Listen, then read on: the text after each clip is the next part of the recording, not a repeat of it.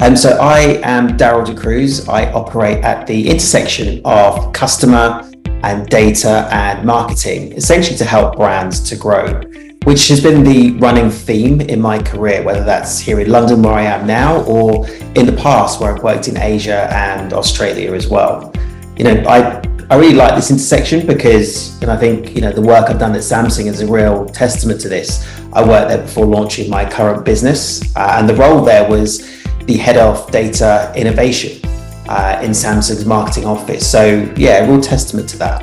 And right now I'm building my business called Hexdon. My role is founder and director, and at Hexdon we help B2C and D2C brands to grow. Mostly in the health and wellness and fitness industry.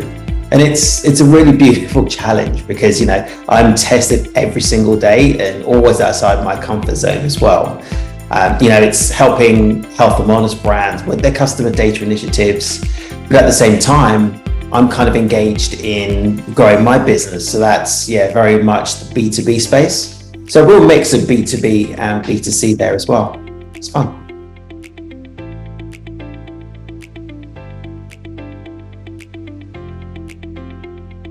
Yeah, I think the cost of living is a real thorn in everybody's side at the moment. And, broadly speaking, customers are downgrading their purchases or actually churning from preferred brands and categories altogether. If you think about things from a health and wellness perspective and the food industry, if you previously bought organic food for the most part, are you thinking about scaling back and buying more of the standard kind of brands and products in that space? Or if you're buying the standard stuff, are you now thinking of being more value conscious with some of the supermarkets value ranges instead? From a gym's perspective, a health fitness perspective there, are you going to downgrade your gym membership to going back to working from home?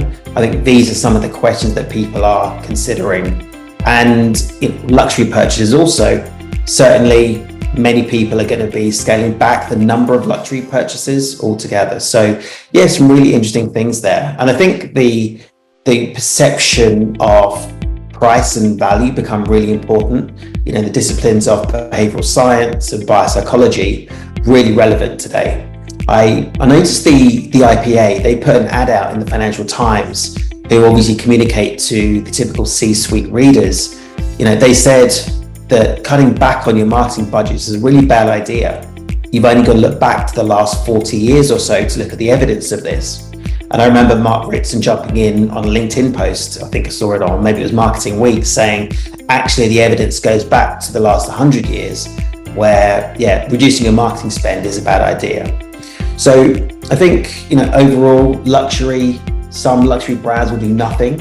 And I expect a mixed bag with some of the others, passing on the costs to their customers or absorbing them to maintain their market share as well.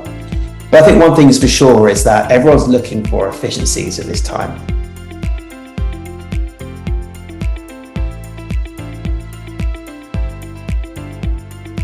Many brands are, I think, resistant to spend money on consumer and market research and insight. And it's something I am personally very frustrated by. They'd rather spend it on reach and conversion, which drive the immediate KPIs, which I guess is more of a certainty, especially at this time. But, if you're looking to new opportunities or you're facing threats to your business, this is the time to do things a little bit differently.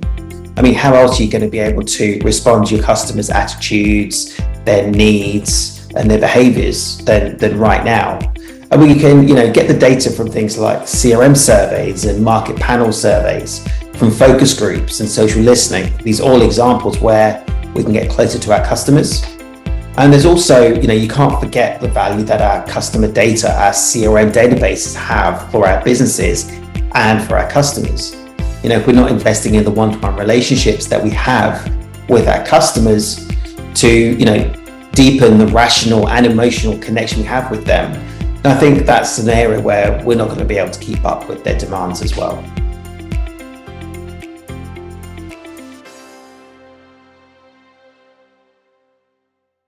I think the rate of change with technology, and especially from an innovation perspective, is absolutely incredible. And I for one, can't keep up.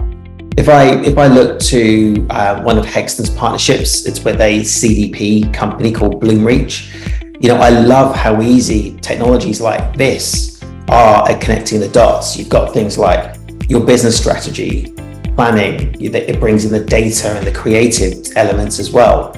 You have communications and able to build customer experiences with campaign automation, and then there's reporting and measurement and analytics. There's so many things here connecting the dots, and the outcome is that it's better experiences for our customers, which is really important. But I think there's one thing that's worth highlighting. Last year there was a piece of research undertaken by a company called New Vantage Partners. They're based in the US, and they punched home the insight that 92% of the C-suite respondents to their survey said the principal challenge to becoming data-driven and obviously technologically advanced is its people, its process, and its culture, right? So when you think of technology being the driver, actually we've got to think culture first. Yes, technology is driving the digitization, but it can't be without strong data and decision culture principles underneath.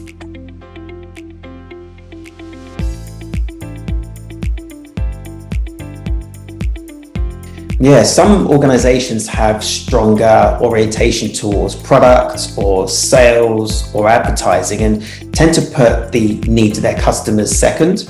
But whichever way you're oriented, if you're not tracking your customer values or more broadly across the market, you're not going to be in touch with their needs, and you're not going to be able to take that meaningful action that is required.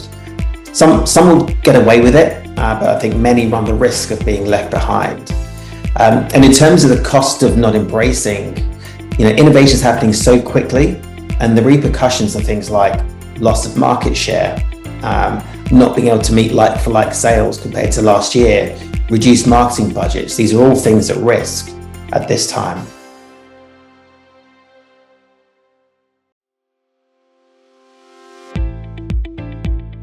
I can't wait for the summit. It's going to be really good fun to see you and our fellow marketing leaders in person. I think all the work we've done over the past couple of years, it's going to be really fun, and we've got some great speakers as well. So I know that we've got IBM attending, JP Morgan, Weight Watchers, to name a few. And some of the things I'm interested to see if they'll come up are things like Web3 and the metaverse. I know some of the bigger brands are talking about it with their customer initiatives. But for me, I think it's more generally around how we're doubling down on the first party customer data we have in the ability to drive customer loyalty from that. But ultimately, if I look to the media right now and what's happening in a macro perspective, we've all got the squeeze in our wallets. So I think CMOs and marketing leaders were under pressure to demonstrate marketing effectiveness. Some of the things I'm really looking forward to. And I think overall, I'm going to be leading the opening panel discussion and the B2C track. So there are going to be some really great insights from some really interesting leaders there. So bring it on.